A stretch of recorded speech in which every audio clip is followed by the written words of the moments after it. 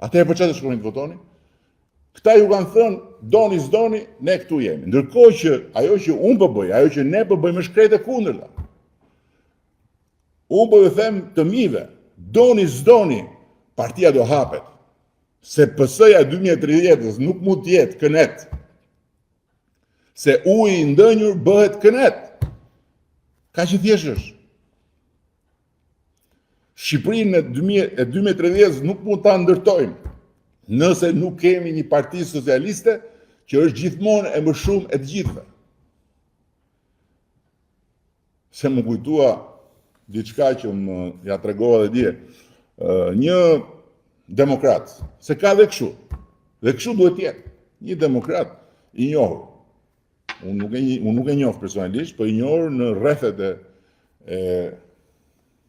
kënetës. Me biznes, me fabrik, 300 e kusur punëtor në Itali. Edhe një person X i njohur me të pjesë rrethita, nuk e di, fisita, se di, vajz, aplikon ke deputeti që dua, edhe krijon shans. Ky njeri habitet, ose nuk habitet, nuk e di, por fillon dhe regjistron emigrant për të mbështetur këtë vajzë. Ndërkohë që ai s'kishte lidhje fare me partinë tonë. Lidhjet gjitha kishte me partinë tjetër. Komunikime ku jesi ai ishte u marrë me regjistrime, po regjistroj, dhe kur fillon këta duke dalë mas pilafit, se këta dolën diasporë kur punët ishin marru. Po nuk ka rëndësi, do e shohim me 11 maj. I shkojnë, i thonë, Rena, epi që ka do listë, që listë? Po listat e emigrantëve, që po regjistrojnë, po si kam për juve? Si ke për ne? Po jo, si kam për juve. Kemi njeriun tonë që të mbështesim. Si më qa njeriu ku? Jo, me partinë socialiste. Me partinë socialiste, po ti e me partinë demokratike. Unë me partinë demokratike jam e ta, po unë s'du bufjen e kënetës. Unë s'jam me partinë socialiste, po duhet i ramë. Kështu që kështu duhet jetë. Kështu duhet jetë. Alban Zeneli, në Kukës, Alban Zeneli ka qenë deputet i Partisë Demokratike. Ai Partinë Demokratike do me qef. Po nga ana tjetër s'do bufin edhe s'do tribunën VIP të kënetës. Kështu që ka hapësirën të jetë këtu. Welcome. Kemi në Tiranë disa. Kemi dekanën e fakultetit ekonomik të Vlorës, në listën e mbyllur. Ka qenë në çadër zonja, pedagoge. Ka qenë këtu poshtë. Kërkonte rritje të pagave për pedagogët edhe sot është në listën e mbyllur. Dje ishte deri dje në 2017 në sa i bie kur ka qenë se o lul, kur ka qenë në vëlla.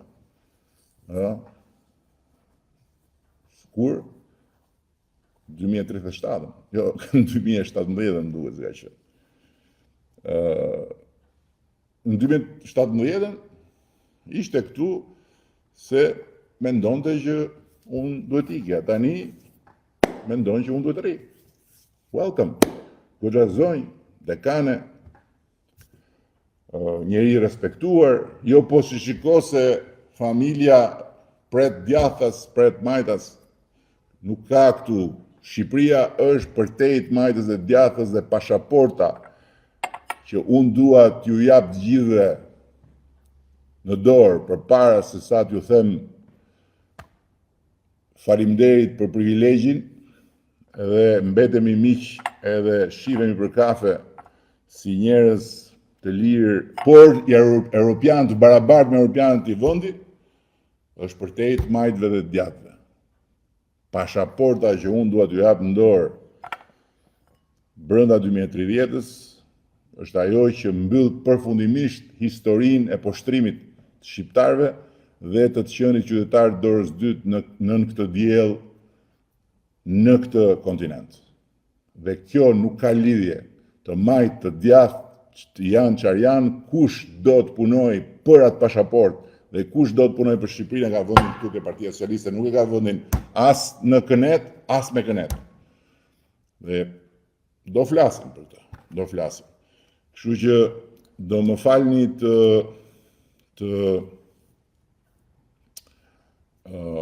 largohem duke ju thënë që presim sot komisioneren për zgjerimin e Bashkimit Evropian Marta Kos, një zonjë slovene, dashamirëse jashtëzakonshme dhe shumë e përkushtuar për të mbyllur negociatat me Shqipërinë brenda vitit 2027. Që të mbyllen negociatat me Shqipërinë brenda vitit 2027 në 11 maj duhet na jepni një mandat total, me zemër. Total jo në kuptimin 140 deputet, po total me zemër. Socialistë e demokratë, edhe dëgjoni, nëse do votoni për Partinë Socialiste duke qenë demokrat, do thani kënetën, doni ta thani kënetën apo doni të vazhdoni të shihni aty kua, e do rrini gjithë jetën në opozitë. Se mirë unë, se mua nuk më mundni dot. Nuk, e keni të pamundur. Po nuk do ta mundni dot kurrë Partinë Socialiste. Edhe pa mund. Besojeni këtë gjë. Dhe atëherë nuk do ishte mirë vërtet.